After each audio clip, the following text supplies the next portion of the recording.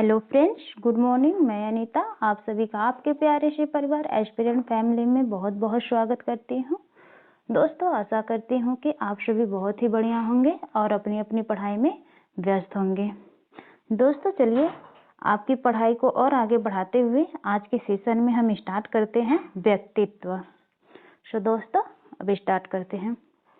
व्यक्तित्व शब्द की जो उत्पत्ति है वो हमारा लैटिन शब्द के पर्सोना शब्द से हुई है। पर्सोना एक शब्द है। यह कैसा शब्द है? तो यह एक लैटिन भाषा का शब्द है जिसका अर्थ होता है मुखौटा या नकाब। व्यक्तित्व का अगर हम व्यक्तित्व को पार्ट में तोड़े तो क्या होगा? तो व्यक्ति प्लस व्यक्तित्व, व्यक्ति प्लस व्यक्तित्व। और तत्व हमारे दो तरीके के हो सकते हैं। एक हमारा आंतरिक तत्व होगा, एक बाह्य तत्व। कहने का मतलब है कि हमारी पर्सनालिटी जो है वो हमारे आंतरिक तत्व पे भी डिपेंडेंट होता है और बाहरी तत्व पे भी डिपेंडेंट होता है। सो दोस्तों, अब आगे देखते हैं। व्यक्तित्व के कुछ कथन। वैज्ञानिकों ने अपने अपने राय दिए हैं। अब उनके राय के अकॉर्डिंग हम देखेंगे कि व्यक्तित्व क्या है। तो फर्स्ट ऑफ ऑल देखेंगे हम गिलफोर्ड। इसको देखेंगे गिलफोर्ड ने क्या कहा? व्यक्तित्व व्यक्ति के अंदर समन्वित गुणों का रूप होता है। पर्सनालिटी जो होता है वो व्यक्ति के अंदर जो उन समाहित गुण है उसी का एक रूप होता है। ये किसने कहा? तो गिलफोर्ड ने कहा। नेक्स्ट, वेलेंटाइन वैज्ञानिक जी ने क्या कहा कि व्यक्तित्व व्यक्ति की अर्जित व जन्मजात विशेषताओं का योग है। वेलेंटाइन का कहने का मतलब है कि जो व्यक्ति का व्यक्तित्व है वो जन्म से ही आता है और वो जन्म से ही ग्रहण करता है, उसका योग ही व्यक्तित्व होता है। ये किसके अकॉर्डिंग है? तो ये वेलेंटाइन के अकॉर्डिंग है। नेक्स्ट वैज्ञानिक हमारे कौन है?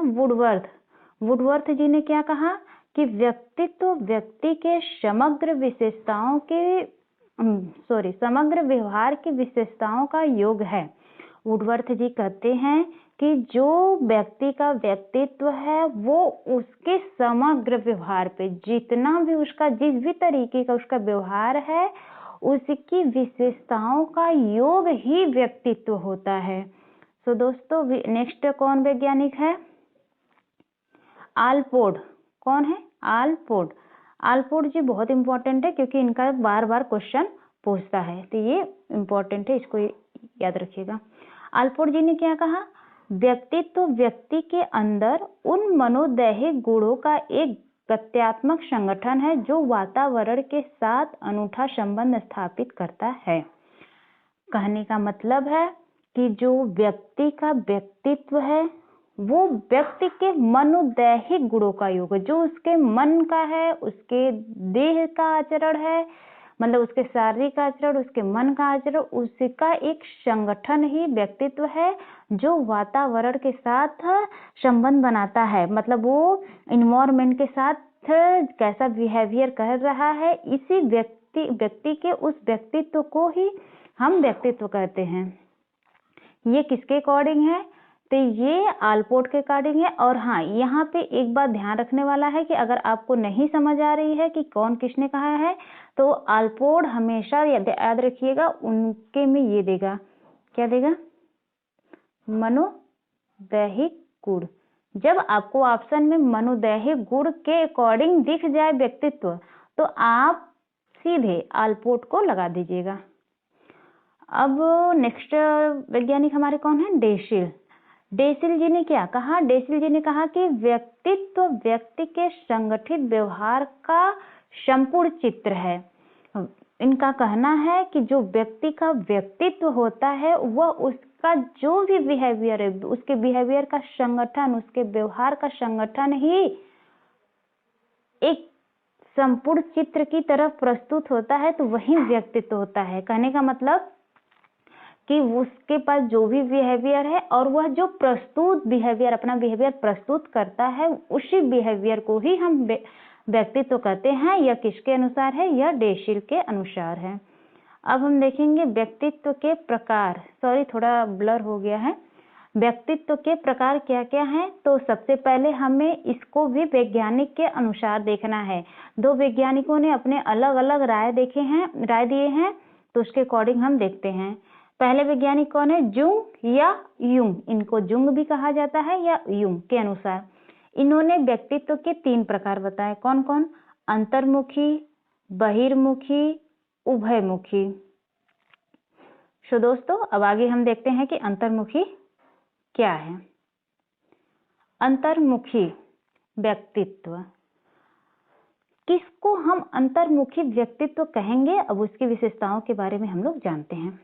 ऐसे व्यक्तित्व वाले लोग जो अपनी बात को दूसरों से साझा नहीं करते। ऐसे व्यक्तित्व वाले व्यक्ति जो अपनी बात को किसी दूसरे व्यक्ति से नहीं कहते, वो अंतर्मुखी व्यक्तित्व होते हैं। नेक्स्ट पॉइंट, ऐसे व्यक्ति समाज से हमेशा दूर रहते हैं। अंतर्मुखी वाले व्यक्ति समाज से हमेशा दूर रहते हैं, दूर रहने की कोशिश करते रहते हैं। नेक्स्ट पॉइंट, इन्हें अकेला रहना पसंद होता है।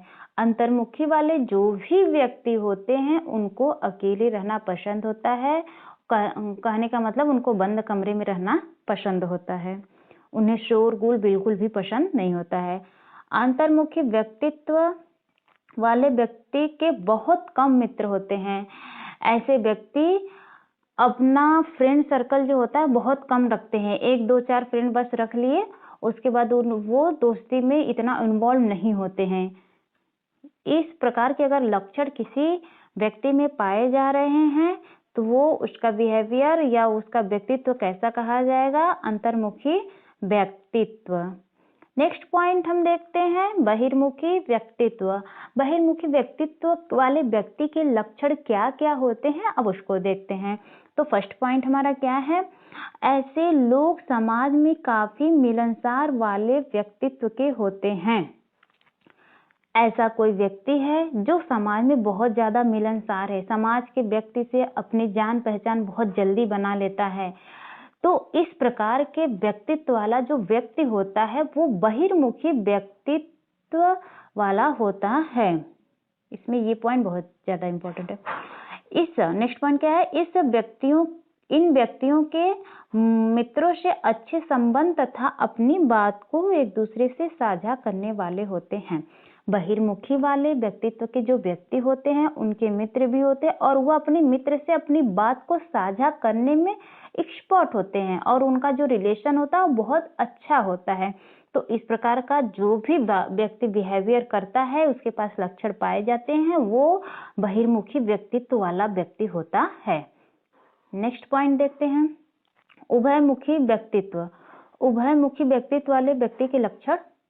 तो इन व्यक्तित्व वाले लोगों में अंतर्मुखी व बहिर्मुखी दोनों प्रवृत्तियों के गुण समाहित होते हैं।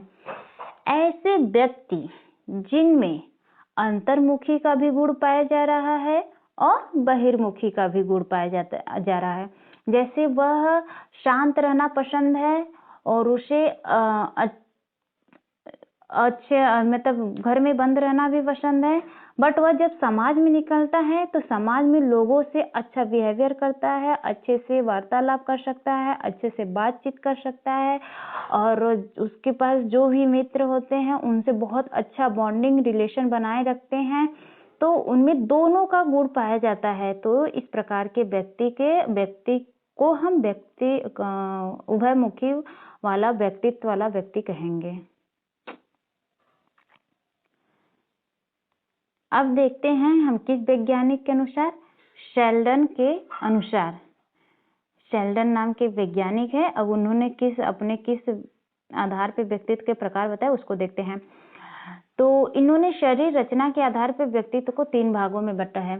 शेल्डन ने अपना जो व्यक्तित्व बांटा है वो किसके आधार पर बांटा है, तो वो शरीर के रचना के आधार पे, आपके शरीर के बनावट के आधार पे इन्होंने बताया व्यक्तित्व के प्रकार को। फर्स्ट क्या बताया, endomorphic, second ectomorphic, third mesomorphic. So दोस्तों अभी आगे देखते हैं कि एंडोमॉर्फिक क्या है। एंडोमॉर्फिक व्यक्तित्व, इस संरचना वाले व्यक्ति काफी मोटे होते हैं और साथ ही साथ बड़े प्रसन्न और विनोदी होते हैं और साथ ही साथ अपना साथी भी प्रसन्न चित्त वाला देखते हैं। कहने का मतलब है कि एंडोमॉर्फिक व्यक्तित्व वाले व्यक्ति जो होते हैं वो उनका जो शारीरिक बनावट होता है तो उसके आधार पे हम कहते हैं, तो उनका जो शरीर होता है वो काफी मोटा होता है और मोटे व्यक्ति जो होते हैं वो काफी प्रसन्नचित्त होते हैं और विनोदी स्वभाव के होते हैं। और वो जब अपने पार्टनर को चुनने की बात आती है तो वो अपने पार्टनर को भी इसी स्वभाव वाला ढूंढते हैं कि हमारा पार्टनर जो हो वो प्रसन्नचित्त वाला हो। तो इस प्रकार के व्यक्ति को हम एंडोमॉर्फिक व्यक्तित्व कहते हैं। एक्टोमॉर्फिक व्यक्तित्व क्या है, ऐसे लोग काफी संकोची व दुबले पतले होते हैं। ऐसे व्यक्ति जो काफी संकोची हो, दुबला पतला हो और बुद्धिमान हो, साथ ही साथ बुद्धि वाले कार्य पसंद करते हैं और छोटी सी बात भी इन्हें अक्सर चुभ जाती है। साथ ही में वे उनको बुद्धि वाला कार्य मतलब जिसमें अपना तर्क वितर्क करना हो, ऐसे कार्य करना पसंद होता है और इनको जो छोटी छोटी बात होती है इनको बहुत जल्दी लग जाती है, चुभ जाती है और इस बात से वो नाराज हो जाते हैं। तो इस प्रकार के लक्षण वाले व्यक्ति में जो व्यक्तित्व पाया जाता है वो एक्टोमॉर्फिक होता है। ये दुबले पतले के साथ साथ बहुत बुद्धिमान भी होते हैं ना। मेसोमॉर्फिक व्यक्तित्व, मेसोमॉर्फिक व्यक्तित्व के लक्षण क्या क्या हैं? ऐसे व्यक्ति जो हिष्ट पुष्ट होते हैं, क्या होते हैं? हिष्ट पुष्ट होते हैं, शारीरिक संरचना वाले होते हैं, साथ ही इनके शरीर की चमड़ी काफी मोटी होती है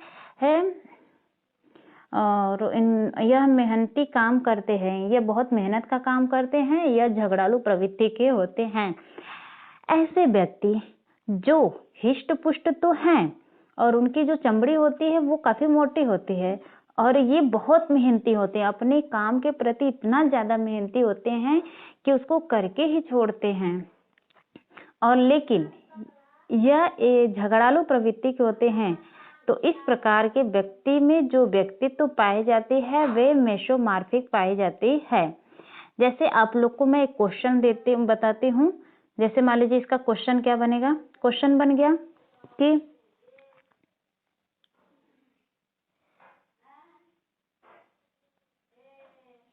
अगर कोई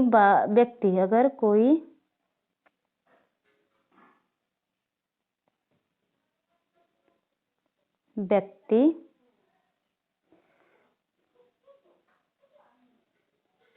झगड़ालू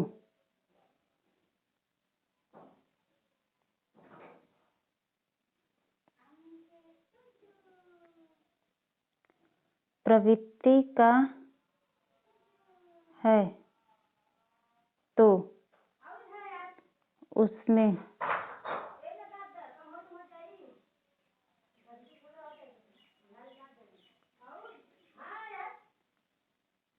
व्यक्तित्व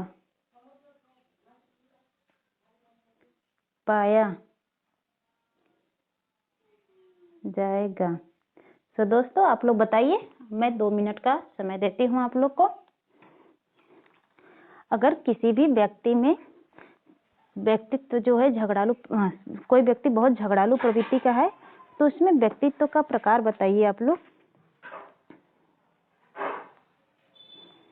ऐसे ही क्वेश्चन बनते हैं, बहुत इजीली बनते हैं, आप लोग आसानी से कर लेंगे। चलिए दोस्तों हम आंसर बता देते हैं। इसका आंसर हो जाएगा मेसोमॉर्फिक व्यक्तित्व। जो झगड़ालू प्रवृत्ति के होते हैं वो किस प्रकार के व्यक्ति के होते हैं? तो मेसोमॉर्फिक व्यक्ति व्यक्तित्व के होते हैं। ऐसे ही क्वेश्चन बनते हैं, बहुत इजीली बनते हैं, बहुत आसानी से आप लोग इसको पकड़ लेंगे दोस्तों। बस आप लोग को डेडिकेटेड तरीके से हर चीज़ों को देखना है, समझना है, जानना है और उनको लर्न करना है। सो दोस्तों, आज का सेशन यहीं पे एंड करते हैं। उम्मीद करते हैं आप सबको सेशन अच्छा लगा होगा। अगर सेशन अच्छा लगा हो तो आप चैनल को सब्सक्राइब कर लीजिएगा और शेयर कर दीजिएगा। जय हिंद दोस्तों, धन्यवाद।